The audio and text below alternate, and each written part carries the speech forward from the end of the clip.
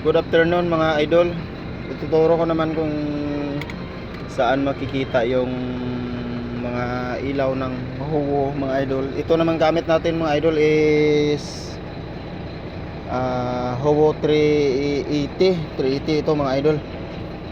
Ang kinagandahan lang dito sa mga bagong model kasi may mga switch na siya dito mga idol sa left and right na side mirror dito mga idol. Hindi ka na mahirapan o kakatulak at doon sa kabila kasi mayroon na siya dito mga idol. Yung sa 371 ng unang dala natin walang ganito mga idol. Ito na yung X-house brake mga idol.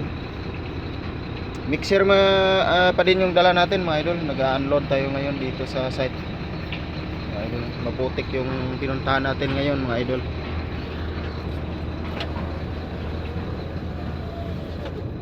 Sarado lang natin yung bintana kasi maingay. Anda rin natin yung aircon mga idol.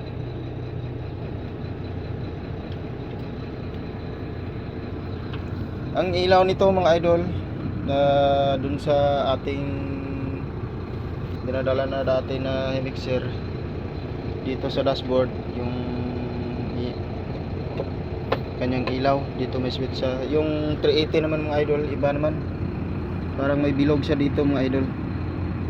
Kung gustong pilawin yung ilaw mo, pupuntahin mo siya dito mga idol.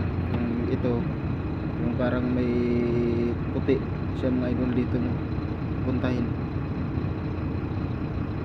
para umilaw yung headlight mo mga idol. Sa mga baguhan lang to mga idol. Ganon pa rin yung kabyada natin mga idol. 10 speed pa rin to mga idol. Ito yung dashboard nya mga idol. So yun lang mga idol. Comment lang kung anong pang gustong malaman dito sa Howo 380. Basta malalaman lang natin mga idol. Hindi tayo madamot naman mag-share kung nalalaman natin mga idol. So yun lang mga idol. God bless. Please subscribe and like and share mga idol.